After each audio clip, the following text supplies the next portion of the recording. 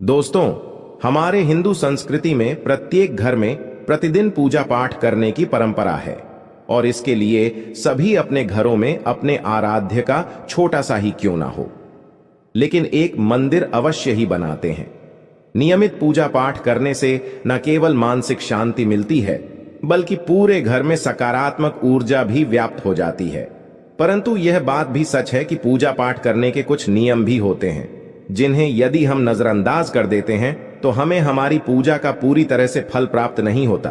पूजा करने के नियम प्राचीन काल से ही चले आ रहे हैं, जो कि एक ठोस धरातल पर आध्यात्मिक और वैज्ञानिक दोनों ही दृष्टिकोण से ध्यान में रखकर बनाए गए हैं। इसलिए हमें इन नियमों को बिल्कुल भी अनदेखा नहीं करना चाहिए।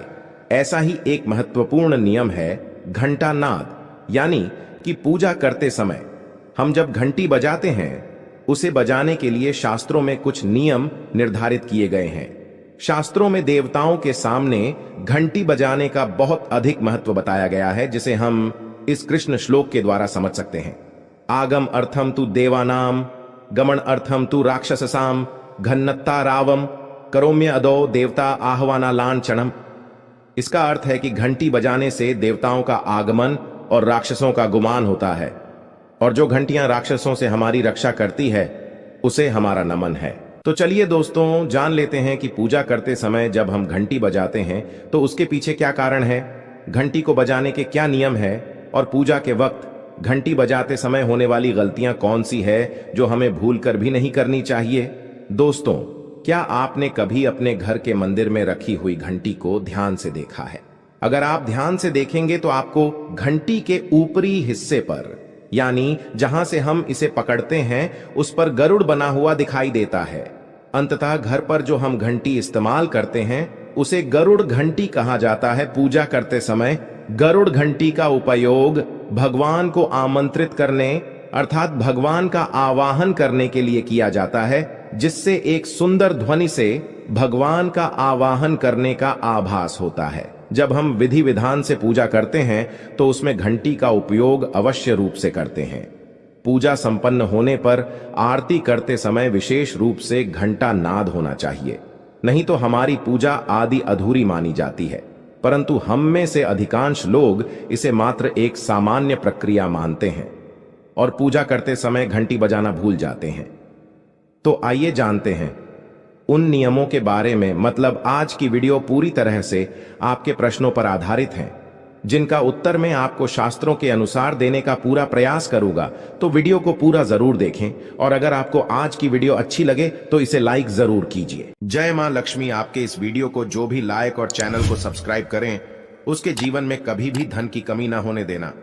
दोस्तों, हमारे प्राचीन शास्त्र की मान्यता है कि सृष्टि के निर्माण के समय सबसे पहले जो बड़ी सी ध्वनि निकली थी वह घंटी की आवाज के समान सुनाई दी थी।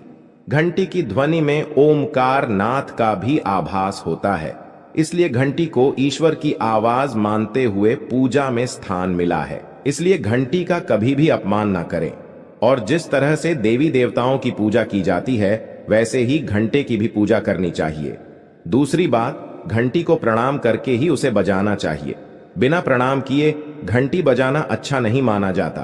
दोस्तों, आपने अक्सर यह महसूस किया होगा कि पूजा करते समय जैसे ही घंटी बजाई जाती है तो पूरे घर के साथ साथ संपूर्ण वातावरण शुद्ध और पवित्र सा हो जाता है और चारों ओर सकारात्मकता फैल जाती है। लेकिन यदि हम नियमों को नजरअंदाज कर देते हैं तो हमें इसका संपूर्ण फल नहीं मिल पाता है। दोस्तों, अधिकतर लोग पूजा संपन्न होने पर केवल आरती के समय ही घंटी बजाते हैं, लेकिन यह भी ध्यान रखें कि भगवान को जल अर्पण करते समय, धूप दीप लगाते समय, नैवेद्य अर्पण करते समय घंटा नाद करना चाहिए। ऐसा करने से हमारी पूजा संपन्न मानी जाती है। दोस्तों, घंटी बजाते समय भगवान का नाम अथवा आरती अवश्य बोलनी चाहिए, 1 या 2 मिनट ही क्यों ना हो, परंतु प्रतिदिन सुबह शाम घर में घंटी अवश्य बजानी चाहिए। यदि आपको अपने घर में या अपने आप में नकारात्मकता महसूस हो तो आप थोड़ी देर के लिए भगवान के सामने घंटी अवश्य बजाए, सारी नकारात्मकता नष्ट हो जाएगी। दोस्तों, पूजा घर में शनि महाराज एकांत विरह, उदासीनता और वैराग्य के देवता माने जाते हैं। जबकि गृहस्थी को चलाने के लिए राग, प्रेम एवं भौतिक चीजों की जरूरत होती है। इसलिए शनि महाराज की मूर्ति को घर में नहीं लाना चाहिए। दोस्तों, सबसे पहले बात, दीपक और धूपदान की भारत की परंपरा मिट्टी से जुड़ी हुई है। इसीलिए मंदिर में पारंपरिक मिट्टी का दीपक अवश्य होना चाहिए। अगर आप मिट्टी का दीपक नहीं रख सकते हैं तो धातु के दीपक का उपयोग करें। अगर भगवान में आपकी आस्था ज्यादा हो तो आप उपला रखकर गुड़ और घी का धूप भी दे सकते हैं। ऐसा करने से घर में सुख शांति बनी रहती है। दूसरी चीज, घर के मंदिर में स्वस्तिक अवश्य होना चाहिए। या तो आप इसे रोली से बना लें, क्योंकि स्वस्तिक आपके घर की शक्ति, सौभाग्य, समृद्धि और शुभता का प्रतीक माना जाता है। यही मुख्य कारण है कि कोई भी शुभ कार्य करने से पहले स्वस्तिक का चिन्ह अवश्य बनाया जाता है। तीसरी चीज है कलश। भगवान श्री कृष्ण कहते हैं, कलश सुख और समृद्धि का प्रतीक है। अपने मंदिर में रोली कुमकुम से स्वस्तिक बनाकर उस पर मंगल कलश अवश्य रखें। ऐसा करने से घर में सदैव समृद्धि बनी रहती है और ऐश्वर्य की प्राप्ति होती है। चौथी चीज, बहुत ही कम लोग जानते हैं कि शंख की उत्पत्ति समुद्र से निकले 14 रत्नों के साथ हुई थी। इसी कारण से शंख मां लक्ष्मी को अत्यंत प्रिय है। शंख की ध्वनि से सकारात्मक ऊर्जा का भी संचार होता है। इसीलिए मंदिर में शंख अवश्य होना चाहिए। शंख के घर में उपस्थिति से मां लक्ष्मी भी प्रसन्न होती है और उस घर में कभी भी धन की कमी महसूस नहीं होती। पांचवी चीज, मंदिर में आपने घंटी अवश्य देखी होगी, क्योंकि घंटी को शुभ माना जाता है। इसीलिए जब जब घर के मंदिर में घंटी की आवाज होती है, वहां का वातावरण शुद्ध और पवित्र बनता है। जिस घर में पूजा के दौरान घंटी बजाई जाती है, उस घर के आसपास की सभी नकारात्मक शक्तियां दूर हो जाती हैं और साथ ही सुख समृद्धि के द्वार खुलने लगते हैं। तो यह हैं वे वस्तुएं जिन्हें घर के मंदिर में जरूर रखनी चाहिए। आइए अब जान लेते हैं कि घर के मंदिर में कौन सी चीजें कभी नहीं रखनी चाहिए। सबसे पहली चीज, गणेश जी की मूर्ति। घर में कभी भी गणेश जी की मूर्ति 3 अथवा 5 ऐसी विषम संख्या में ना रखें। अपने मंदिर में गणेश जी की केवल 2 मूर्तियां रखें। इसे शुभ माना जाता है। अगर आप अपने मंगल की कामना करते हैं तो गणेश जी की मूर्ति मुख्य द्वार पर अंदर की तरफ मुख करके लगा ले।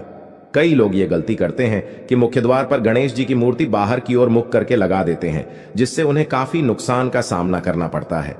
अगर आप चाहे तो मुख्य द्वार के दोनों ओर लगा दें या फिर मुख्य द्वार के अंदर की ओर लगाइए, लेकिन बाहर की ओर कभी भी नहीं लगानी चाहिए। दूसरी चीज, टूटे हुए चावल। अपने मंदिर में कभी भी टूटे हुए चावल ना रखें। इसके साथ ही पुराने चढ़ाए हुए चावल अधिक समय तक ना रखें। यह नकारात्मक ऊर्जा फैलाते हैं।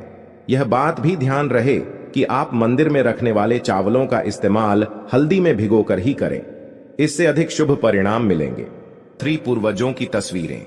इसके साथ ही अगर आपके घर के मंदिर में पूर्वजों की तस्वीरें रखी हुई हैं तो उन्हें तत्काल बाहर निकाल दें। यह आपके परिवार के लिए काफी अशुभ है। धर्म ग्रंथों के अनुसार पूर्वज पूजनीय है, लेकिन वह देवताओं के बराबर नहीं है। इसलिए अपने पूजा घर में कभी भी मृत परिजनों की तस्वीरें ना रखें। यह आपके लिए अशुभ संकेत है। इसके परिणाम भी काफी घातक हो सकते हैं और मंदिर का वातावरण भी नकारात्मक हो सकता है। इसके अलावा अगर आप किसी साधु संत को मानते हैं तो उनकी तस्वीर भी घर की किसी दीवार पर लगाएं। उसे पूजा घर में भूल से भी ना रखें। यह घर के वातावरण को नकारात्मक बनाता है। इसके साथ ही महाकाली, काल भैरव की मूर्तियां भी पूजा घर में नहीं रखनी चाहिए। और हां दोस्तों, ध्यान रहे कि मां लक्ष्मी के खड़े स्वरूप की पूजा मत कीजिएगा, क्योंकि मां लक्ष्मी हमेशा बैठी हुई मुद्रा में होती है। इसलिए उनके बैठे हुए स्वरूप को ही पूजना सही है। चलिए दोस्तों, अब हम आपको बताते हैं उन अति महत्वपूर्ण चीजों के बारे में जो आपके पूजा घर में होनी ही चाहिए। धर्म ग्रंथों में इन चीजों को अत्यधिक पवित्र और खुशहाली के साथ साथ समृद्धि का प्रतीक माना गया है। ये चीजें आपको खुशियों की चौखट पर खड़ा करती है, इसलिए ये आपके मंदिर में होनी ही चाहिए। गंगा जल की पवित्रता के बारे में तो आप जानते ही होंगे। मां गंगा जो हर किसी के पापों को धुल देती है, लोगों को शांति देती है। अगर आप भी अपने जीवन में सुख और शांति कायम रखना चाहते हैं तो घर के मंदिर में गंगा जल होना ही चाहिए। इसके लिए आप एक तांबे के पात्र में गंगा जल को भरकर रख सकते हैं। यह आपके परिवार में सुख शांति का प्रतीक है, जो घर की पवित्रता को भी बनाए रखता है। इसलिए कभी भी प्लास्टिक की बोतल या अपवित्र बर्तन जैसे स्टील या लोहे के बर्तनों में गंगा जल नहीं रखना चाहिए। ये अशुभ होता है। और अगर आप महालक्ष्मी को प्रसन्न करना चाहते हैं तो पूजा करते समय मां लक्ष्मी को कमल का फूल चढ़ाएं। मां लक्ष्मी कमल के फूल पर ही विराजमान रहती है। उन्हें बेहद प्रिय होता है क्योंकि ये कीचड़ से निकलकर भी दुनिया में खूबसूरती और पवित्रता बिखेरता है। इसलिए माता लक्ष्मी की पूजा करते समय कमल का फूल जरूर चढ़ाना चाहिए। ऐसा करने से कई गुना लाभ आपको मिलेगा। दोस्तों, इस दिवाली ध्यान रहे कि आप दीपक से दीपक ना जलाइए। शास्त्रों के अनुसार जो व्यक्ति दीपक से दीपक जलाता है वो रोगी होता है। ऐसा करने से रोग भी परिवार में पनपते हैं। इसलिए कभी भी दीपक से दीपक नहीं जलाना चाहिए। साथ ही मंदिर में एक घी का और एक तेल का दीपक जरूर जलाइए। ये आपको समृद्धि देगा। घी का दीपक दाईं तरफ और तेल का दीपक बाईं तरफ जलाने से समृद्धि बरकरार रहती है। इसके अलावा घंटा, धूपदानी, गंगा जल जैसी चीजों को बाईं तरफ रखना शुभ होता है। उम्मीद है दोस्तों आप ये समझ गए होंगे कि मंदिर में क्या रखना है और क्या नहीं रखना है।